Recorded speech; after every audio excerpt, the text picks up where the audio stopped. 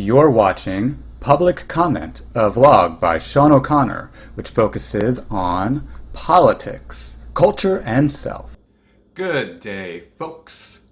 Yes, I'm playing with my opening today. Usually it's just, greetings, ladies and gentlemen. However, this morning I wanted to embrace experimentation. Moving on. What do you want to be when you grow up? This question and my variety of answers through the years, I'm 33 years old now. Does that count as grown up, by the way? Sometimes I think not working one's dream job or not earning a desirable wage are things that can make one feel less grown up or adult, empowered to practice responsible adulthood, etc. You know, as the grown-ups talk about the property taxes they pay on the homes that they own, the expenses related to bringing up their children.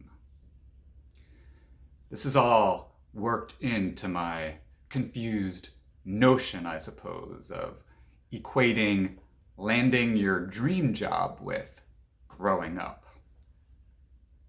One of the privileges that I believe Americans and other Western countries, along with the wealthier factions of other nations, get to enjoy is aiming for that dream job, conceptualizing such a thing. So, what is my dream job? As the strangeness of our still relatively new internet economy continues to shake up the old order of things that seem to endure approximately from right after World War II into the early part of the first decade of the 2000s, I'm estimating here. And as a millennial contemplating this changing marketplace, the notion of a job worth putting all my effort into capturing has quite boggled my mind. For example, intellectually speaking, since it is the case that I tend to think about and approach questions in what some might characterize as an academic way, I did think seeking a job in academia was an entirely logical route for me. With over 2 years of experience as a writing tutor under my belt, as they say, you'll note I like to do that a lot, those as they say kinds of things, and a lovely 3.9 GPA, graduate school into professorhood seemed like a natural progression of what I'd already been doing. However, academia's prospects, as I've scoured Indeed.com and Glassdoor.com, and as I've heard the insiders illustrate the budgetary bleakness of prospects, even for those armed with a PhD under their belts. And as the revolutionary abundance of information and resources for digital productivity available on the internet seem only on the uptick, I'm not sure as a long-term investment that the depths of academia seem so wise, at least not for me. So I've been troubled over the question of where I'm supposed to look for a job. How exactly am I supposed to look? And all these questions related to that experience.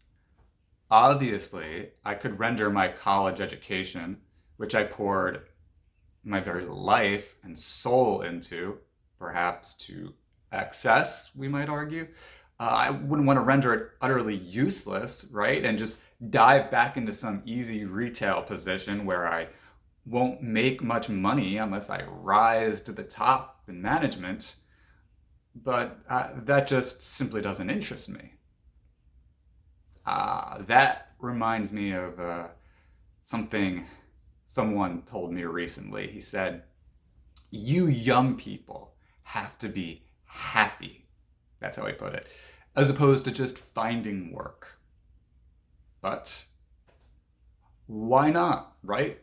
YOLO, as they say. Do they still say that? I don't know. I don't claim to be hip and cool and with it, or whatever term they're using, swag. I don't know. I just am not that cool. I do not desire to waste my life negating and denying the depths of my soul, engaged in activities that mean only a simple means to an end. If there is a God, which I speculate there is, what an insult to it. By it, I mean God, because I will not call God a he or a she, as I don't think God is a sexist or a person. I think it would be an utter insult to God to ignore one's potential, soul, and dreams. Okay then, so what the hell do I want to do with myself? Oh, perhaps you've heard this story of mine by now. By the time I was 10 years old, I thought I wanted to be an actor, screenwriter, and a movie producer. In the years that followed, I idolized Meryl Streep, John Travolta, Tom Hanks, among the other actresses and actors. When I was about 13, in the depths of my John Travolta obsession, I fell in love with the unique music of the Bee Gees and the Saturday Night Fever album. You know, it's funny, I recently asked a handful of my coworkers if they'd seen Saturday Night Fever, and would you believe it? Only one out of the handful had.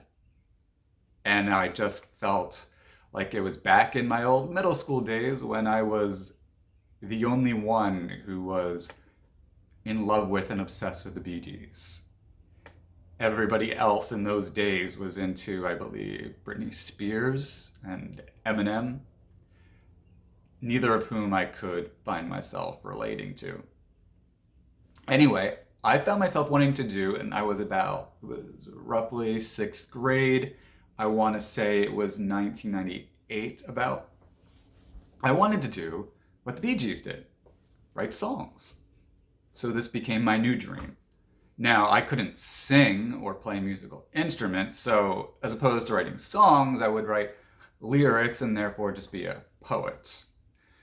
As I got in college, though I was mostly wanting to be a poet, I would go through these phases where I wanted to be a novelist instead, going back and forth.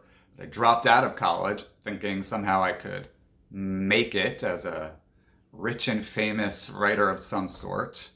And then I got more specific and thought, no, I want to be a philosopher like Nietzsche or Schopenhauer. Of course, not one who would get a university degree. No. I was too cool for that. And then I wanted to be a politician. And around that time, that was when I decided to go back to college. And that's when I decided, no, actually I want to be a documentarian. And I thought, no, I want to be a journalist. No, I want to be a political commentator. And then I wanted to do this, and then I wanted to do that. My point is this. I've contemplated many possible jobs through the years. And I've just struggled to really stick to one. It's one of those things that I've been widely criticized for by those who I'm closest to. Of course, some of you might actually be able to relate to this, as we now live in what is considered for some a gig economy. So, unless you're relatively young and have a job in the STEM fields, you may likely find yourself forced to learn how to juggle and integrate a number of jobs just to pay your bills. In this context, the swirl of job prospect confusion worth injecting a deep personal investment into, I think that's understandable. Anyway, so goes the story and context of my contemplations regarding dream job over the last few decades. What about now? Now I have a bachelor's degree. With that, what do? What do I want to do? What do I really want to do? Would you find me narcissistic and vain if I said this? Well, hey, people buy Charles Bukowski books. He wrote this way, just jotting down what he thought, essentially. Only he tended to glamorize misogyny, alcoholism, poverty, etc. So I have to believe this could be more marketable than that, as I strive to project a more, shall we say, constructive, positive, healthy worldview. That kind of context as I try to identify what I think and share it all with you, talking to you about my thoughts. Of course, I do realize not everyone can become what they call a YouTube star. I'm not trying to dilute myself. I get the percentages, I get the competition, all these things. In fact, I've been trying to better understand the mysteries of this form of success. I've plunged myself into research, specifically on the question of how vlogs and blogs manage to become widely shared. Some tips WordPress rather ambiguously suggests: be interesting, important, funny. Of course, what does all that mean? By the way, I'm just not funny. I cannot be funny. I may have told you this before, but it does seem to be a genetic defect on my part.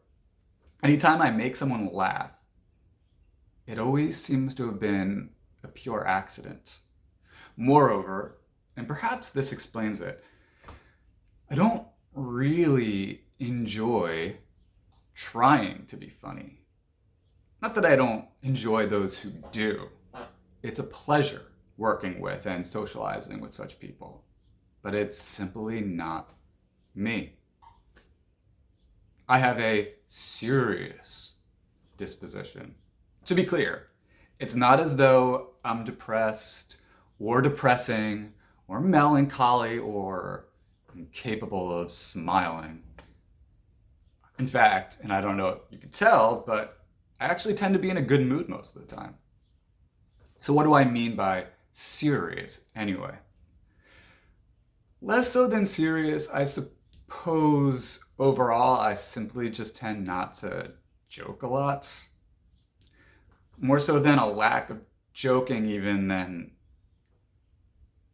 it would be more so a lack of joking than what I would call extreme impersonal seriousness.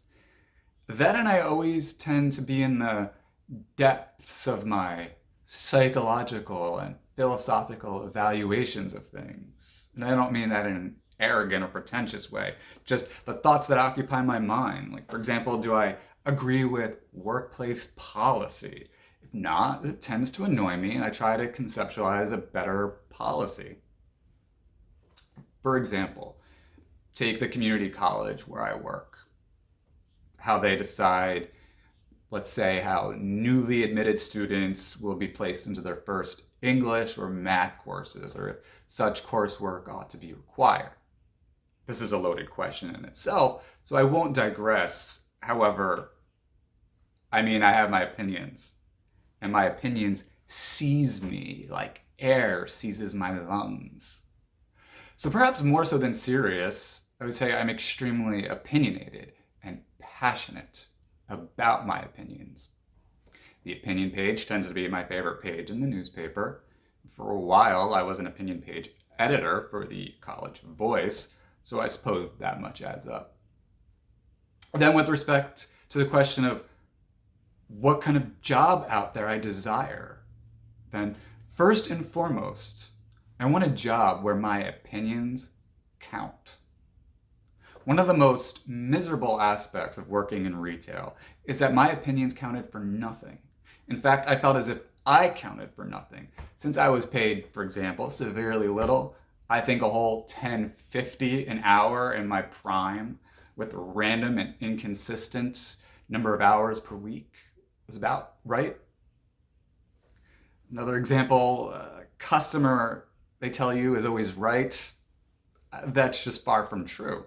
Sometimes the customer's right, sometimes the customer's wrong. Not that I fail, by the way, to appreciate doing all one can to make one's customer happy. I do believe in exceptional customer service, but not at the expense of being insulted, being treated like a robot, not being worth a "hello, how are you today?" and just turning into a receptacle for the customer's anxiety to get out of the store as quick as possible and lodge their sometimes irrational complaints at you. Maybe because a coupon was expired, for example, but they demanded it be honored anyway. Meanwhile, they're on their cell phones, treating you as if indeed you're literally just a transactional machine. I tried to articulate my beliefs in a setup where about how we could work in a place where cashiers could preserve a bit more dignity. Alas, that wasn't taken so seriously. And I'll give you an example of how little management cared, though the story is actually not about me, but someone I worked with. He was in charge, one of the supervisors at this grocery store. His name was Bob. May he rest in peace.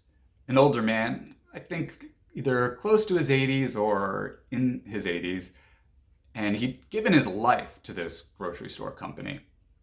And Bob had some ideas on how the store might improve its operations. So he wrote it all out in an 8-page letter. That is what he told me anyway, and gave it to the man who owned this chain of grocery stores. The man never so much as acknowledged reading it, despite how high up Bob was and all the years he'd given to this grocery store company. So, if at all possible, I do not ever want to work for such an arrogant, disinterested company, ever again. Opinions, if they are backed by facts and logic, ought to at least count for something, such as basic respect. And I'm not saying I'd rather be on the streets, that's not my point. We do what we must in this life, I get that. But to the degree which we can identify and strive for what we most deeply want, I'm stating as much for the record. The WordPress article also says to be important. I'm not sure I know how to be important, at least not in your eyes, though I do know at least what's important to me. And in fact, I try to treat that which I view as important with the utmost importance. I'll give forms of that word important a rest for now. Ha ha. You see, I try to be slightly funny here. Didn't say I was going to succeed, but I get credit for trying. That's why I try to read and take notes on the news every morning. What of consequence is occurring in the world? Even when things don't appear to affect me directly. Take the abortion question, for example, right? As I'm not a woman, and thank God, knock on wood, my wife and I don't appear to be embedded in a scenario right now where we have to address the question. It still affects the society I live in. And I do believe in the well-being of society, that it, in fact, impacts the well-being of the individual, even if it's beyond the scope of his or her recognition. Unless you choose to be totally oblivious, of course, which, by the way, I've done before and regret. And I don't mean to suggest that not having an X amount of knowledge on the news necessarily means someone is oblivious. That would be unreasonably and rudely presumptuous on my part. Though, I would say this. Getting back to the whole YOLO issue. If you only live once, will you make the most of your look at the world, at the universe? Will you see it with as much depth and understanding as you can? Or will you cheapen your experience? Thus, you see, I find a relationship between importance and richness of life experience, even if I've not quite figured out how to make myself important and enriching to others, or how to show that I could. Thank you so much, ladies and gentlemen, for your time. Have a lovely day. I will talk to you tomorrow.